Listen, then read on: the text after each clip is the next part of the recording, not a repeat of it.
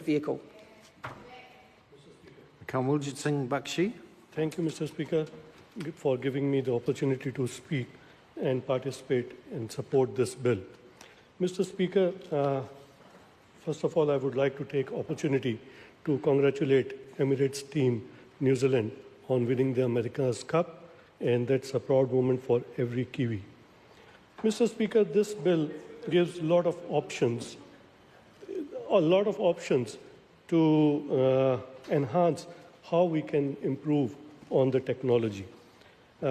Tracy Martin touched upon that ICA has got a limited scope, but this bill will give them opportunity to help to ensure that there is more innovation in this area.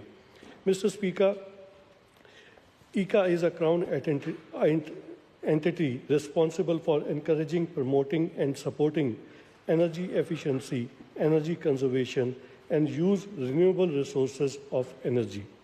Under ICA's current funding model, its entire levy funding is recovered from electricity efficiency levy, which can only be spent on electricity efficiency activities. This bill will change because this bill will enable the cost of ICA's activity to spread across the levies of transport, fuel and gas, as well as electricity. And that will help to bring more innovation and more activities so that ICA can spread their wings. The previous speaker from Labour Party, Sue Maroney, mentioned that the local bodies will not implement that change in the using of bus lanes because they feel there is already congestion. But the fact is that the government is giving option to the local bodies to ensure and feel what is best for their advantage.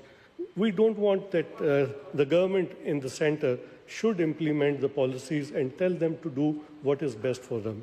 They should decide which are the things are the best for them, and they will implement accordingly. So I think the points being raised by Sue Maroney were totally contradictory and did not have any logic to it. So I think we should give the authority to the local bodies to ensure that they can implement the policies the way they feel are better for their local areas. Mr. Speaker, I would also like to mention that the new emerging technologies are on offer where we can have more efficient ways where we can save energy. And these economical ways are the way to go forward. And this bill will help to invite more innovation into New Zealand, and having the electric cars is one of those. Like, for example, the heat process in the dairy industry creates a lot of carbon emission, and we want to have efficiency. And most of the fuel used in the transport sector is for fossil fuel.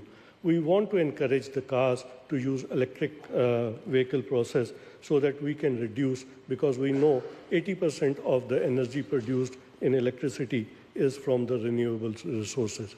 So, Mr. Speaker, I would like to commend this bill to the House and look forward to participate further. Claire Curran. Thank you, Mr. Speaker. Well, I think